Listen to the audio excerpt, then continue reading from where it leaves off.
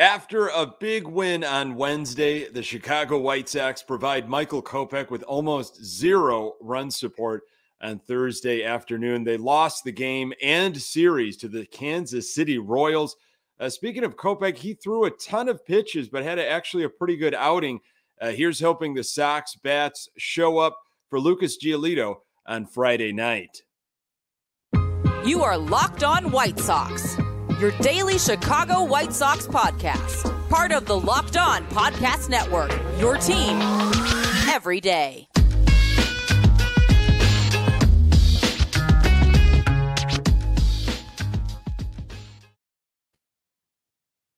Hey, Sox fans, welcome to Locked On White Sox. Thank you for making Locked On White Sox your first listen each and every day. We're free and available on all platforms. Follow us on Twitter and Instagram at Locked On Sox. Also, subscribe to our YouTube channel. Search Locked On White Sox. Hey, I'm your host, Nick Morawski, a lifelong diehard Chicago White Sox fan, recording this podcast just blocks from the ballpark in beautiful Bridgeport. You can find me on Twitter at Nick_GGTB. Really appreciate you letting me steal some of your time to talk White Sox. Locked On White Sox is part of the Locked On Podcast Network, your team every day. I'm going to preview the series with the Angels and Lucas Giolito on the Hill Friday. I got some news and notes, including some injury updates. But first, the White Sox offense just did not show up for Michael Kopech. State of the Sox, Sox are now 7-11. They lost to the Royals 5-2 on Thursday afternoon in 10 innings. How many times have you seen it as a White Sox fan? The team scores 6, 7, 8, 10, 11 runs. And then the next game, lifeless. Lifeless has been the way the White Sox have been going the last week and a half, almost 2 weeks. But yesterday, it was ugly. Again, anemic offense, just 5 hits, 2 runs. And, you hear so much about, well, an excuse could be the cold weather. And boy, it's just, these April games in Chicago, cold weather, just the hitters aren't swinging, the ball's not flying. If that's the excuse, you almost have to then start scouting players that grew up in Minnesota or in the Dakotas or in Michigan that grew up in cold weather, because this is how it is. And it's going to be cold into May. I feel like you're not going to get warm baseball maybe until mid-June, maybe July. I'm just tired of the excuses. And it was a real shame because Michael Kopech pitched really well. We're going to get into Michael Kopech's outing here. He led off the game with a walk, had a ton of pitches in the first inning, something like 31 pitches. And, there was an article a couple weeks ago, I talked about it on the podcast, surrounding Kopech's mentality of being a starter opposed to a reliever. And, there are no margins of error as a reliever. Like, you can't get yourself worked into a game. You sometimes get thrown into a situation and you right away have to be throwing strikes. You have to be the stopper. As a starter, you have a little bit of flexibility. And we've seen that in a few of the Michael Kopech starts, throwing a ton of pitches in the first inning, settles down, gets stronger as the game goes on. And that happened today in this game for Kopech. I'm wondering, and I haven't seen this, maybe you have seen this, maybe it's been talked about, but if you have that type of mentality as a starter where it might take you a little while to get into a groove, when you're in the bullpen, why not have somebody stand with a bat in a batter's box, and as you're warming up in the bullpen, getting ready for, your outing, it's almost like a real live game situation, just to give you that sense of, I'm pitching to somebody's there in the batter's box, lefty, righty, what have you. So when you get in the game, you kind of have, you're hitting the ground running. I don't know if that would even help, or maybe if it's been tried. Maybe I'm reading too much into it, but, he settled down. It was quickly, it was 1-0 for the Royals. They kind of, base it here, walk here, dribbler there. The double that was down the left field line. I mean, that was just almost an excuse me swing, and he sliced it and it went down the line. And Royals are up early. A lot of movement on Kopech's pitches, ducking in and out of the zone. There was a missed call by the home plate ump. Should have had a strike 3 on Santana early in Kopech's outing. And, then there was a walk, and, Katz had to make a visit. This is all in the first inning. And you got to think about, when there's a missed call by an umpire and you end up walking a batter, and it's mental. It's absolutely mental. We talked about Cease's mental approach, and with Kopech, you got to think it's the same thing. But Kopech throws 31 pitches in the first inning, and then he comes back and he throws 7 pitches in the second. So there you go. I think he likes having that luxury of warming up, so to speak. But, sometimes when the Sox have no offense, which has been the case for a while now, you kind of can't spot the team runs, in the first inning, because the Sox offense isn't going to help you out. And that was the case. Third inning, Kopech started out with a strikeout. He had that rising fastball working at 96. Start of the 5th inning, Kopech was around 70 pitches. He was still sitting in the lower 90s. Pitch 80 was 95 miles per hour. He had 2 men on, nobody out. His pitches started tailing. He looked a little tired, falling off the mound. Steve Stone was talking about it. Royals manufactured a run, and it was 2-0 KC.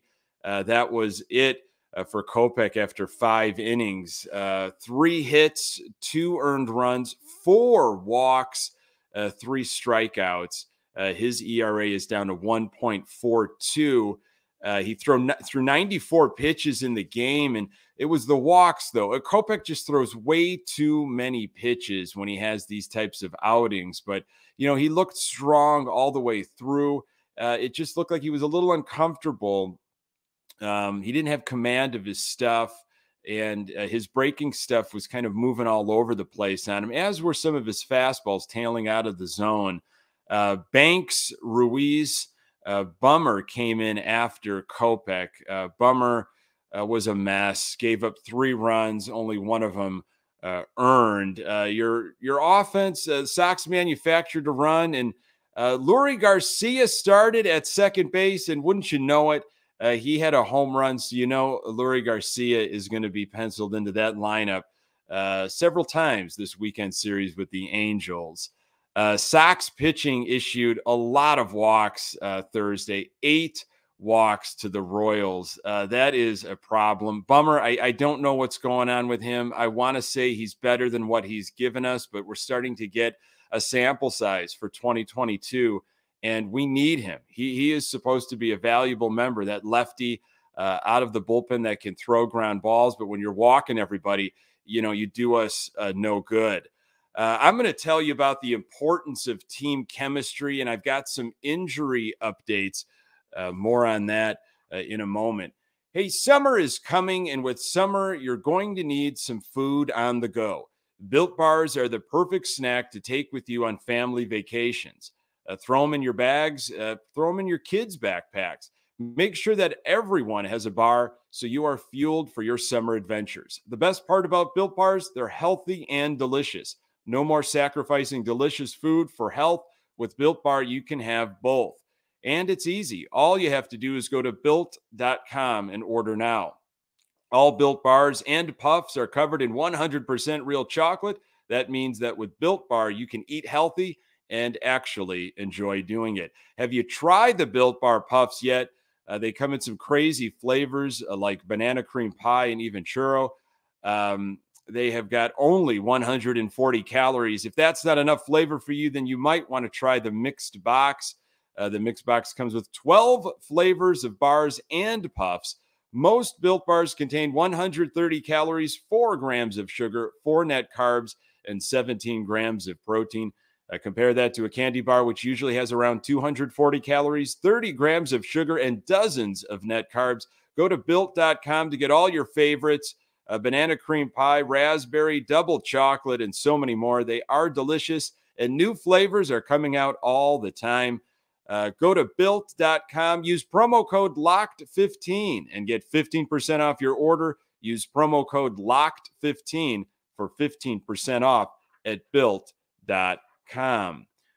Whether she prefers a statement piece or everyday subtle elegance, BlueNile.com has fine jewelry options for every mom. Shop high-quality classic diamond earrings, elegant tennis bracelets, or gemstone pendant necklaces.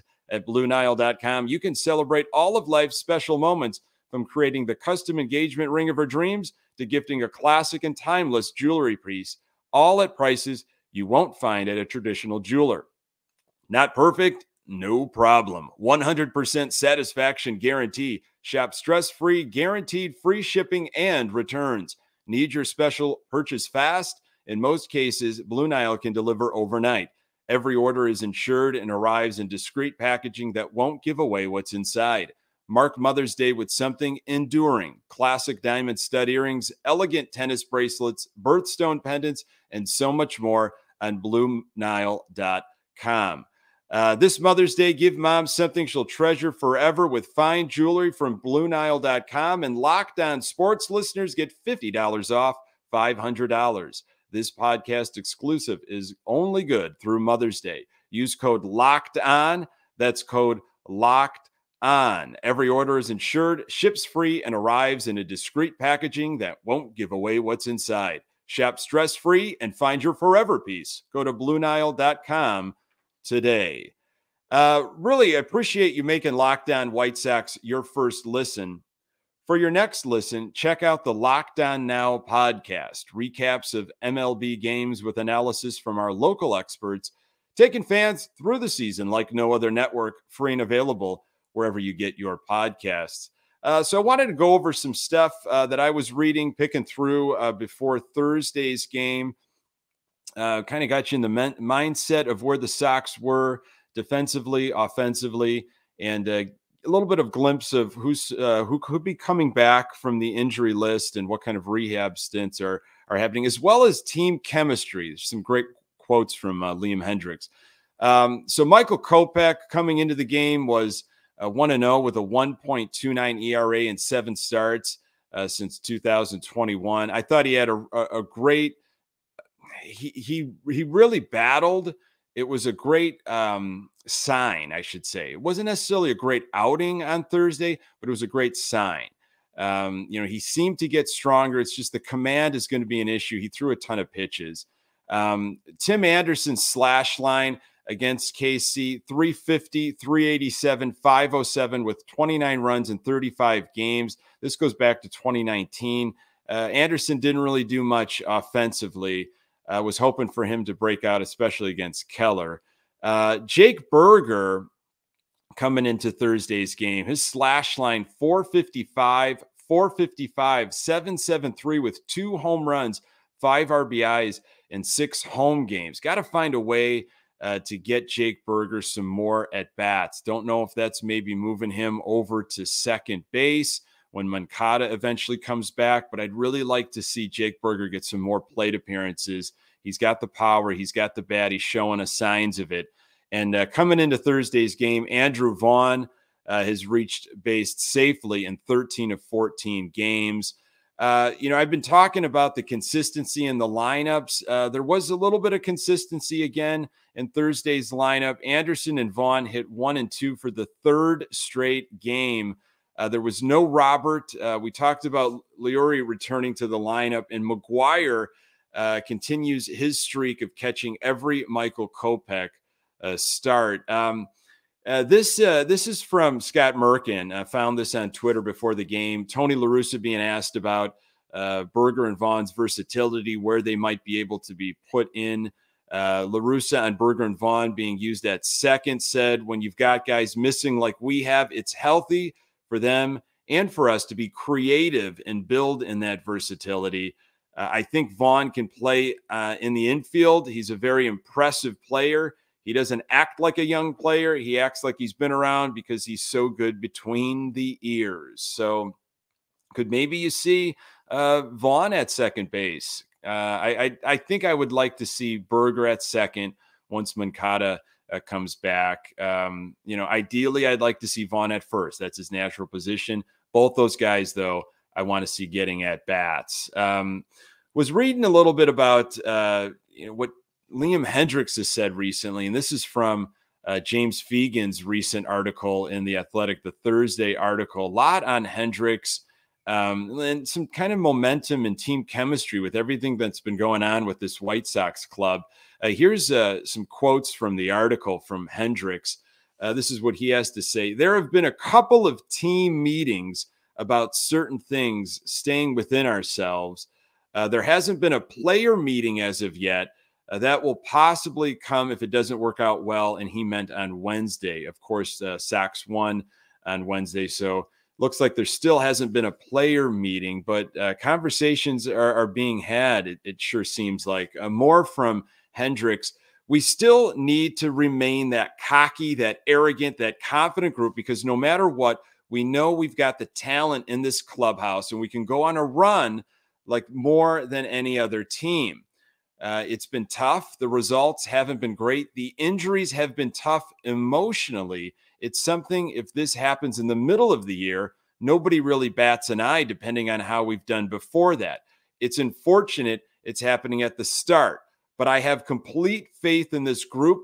We got a bunch of guys who bench guys on this team who on any other team are starters. That's a tribute to the talent level in this clubhouse and what we're able to do. I really, I enjoyed those quotes from Hendriks because of the conversation he's having and trying to talk out almost how emotionally taxing it is to have all these injuries, these inconsistencies on a ball club. It hurts the morale. It's that inability to get something going, just spinning those tires. That confidence of, will it ever get going for us? And to his point, if you have got it going on already in a year and things are going well and you hit some of those lulls during the middle of a season like most teams do, well, you can go back and say, look at how we started this year. We're going to be fine. We're hitting a rough patch. We'll bounce out of it. Well, the Sox have not gotten going. Yes, they were 6-2 at one point, very small sample size. Yes, it was exciting, but this month of April, they have not been playing very well, especially the last 2 weeks or so. We talked before last season in 2021, the Sox were 14-11 coming out of April, and it's they're going to be potentially going to have to be finishing under 500 for this month. So it's that mental piece when you see more guys dropping. And, other guys are hurting and, they're in slumps.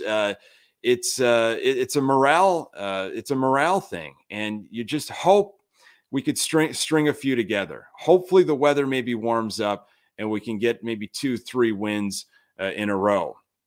We need some help, though. I think we need some other guys. And an update from Merkin on MLB.com on Yoan Moncada.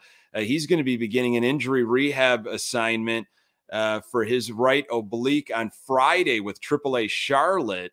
And this is Moncada talking about what's been going on. For me personally, it's been very, very difficult not being able to be on the field and helping the team, especially this month. But there's just so little I can do. And I'm doing everything I can to get ready to come back and help the team. Moncada took batting practice on Tuesday. For the first time since suffering the injury at the end of spring training. He feels pretty good overall, although he still feels a little something, primarily when hitting from the left side. More from Moncada. Right now, I feel much better. I don't feel anything when I'm fielding, and just a little bit when I hit. It's not a big deal right now. Boy, that would be nice to get him back. Joe Kelly looks like he's going to be making a rehab assignment on Friday in Charlotte as well. That's according to La Russa. And per James Fegan, Lance Lynn threw a bullpen session on Thursday.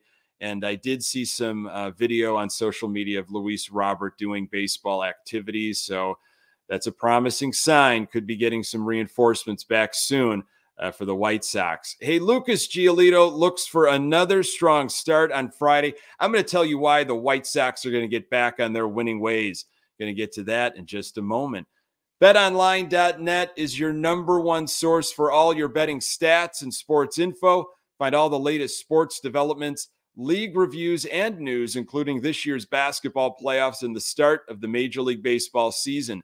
BetOnline is your continued source for all your sporting wagering information, from live betting to playoffs, esports, and more. Head to the website today or use your mobile device to learn more about the trends and action.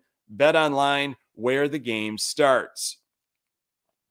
And we've been talking about some of those over-under numbers for Lucas Giolito since he is on the mound on Friday. The total wins in the 2022 regular season, BetOnline has the over-under at 12.5. Maybe you want to head over to the website, earn a little cash, make some bets this coming weekend. Angels are in town Friday, Saturday, Sunday, and there's Monday. There's a day game. Here are the pitching matchups for the weekend. Lucas Giolito going Friday night. That's a 6:10 start. Vince Velasquez on Saturday, 3:05, and Dylan Cease on Sunday at 1:10. Saturday, that 3:05 game. That's the Southside hockey jersey game. So get out there to see Velasquez and get yourself a Southside hockey jersey. I like the look of that jersey.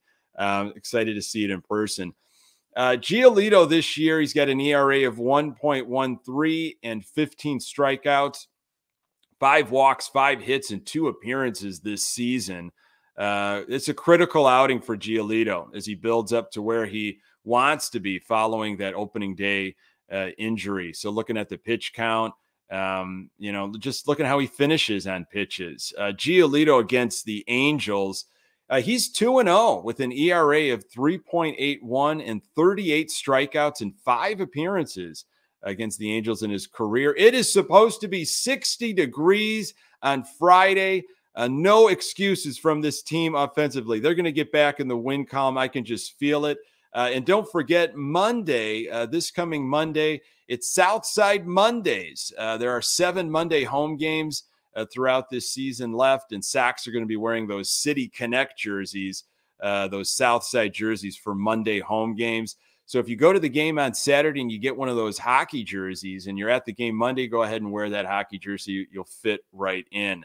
Hey, thanks for making this podcast part of your daily routine. You can find the Locked On White Sox podcast everywhere you find podcasts. We're on Twitter and Instagram at Locked On Sox. You can find me on Twitter at Nick_GGTB. Thanks for making Locked On White Sox your first listen. Now make your second listen Locked On MLB. Paul Francis Sullivan, just call him Sully, brings you his unique perspective on the major leagues past and present. It's free and available wherever you get your podcasts. Coming up on the next episode, I'll break down what happened with our White Sox against the Angels. Hopefully we're talking about the Sox taking a few, and I'll go over that Giolito game and hopefully a great Cease performance on Sunday as well. Appreciate you making Locked On White Sox your first listen. I'm Nick Morawski. Until next time, Go Sox.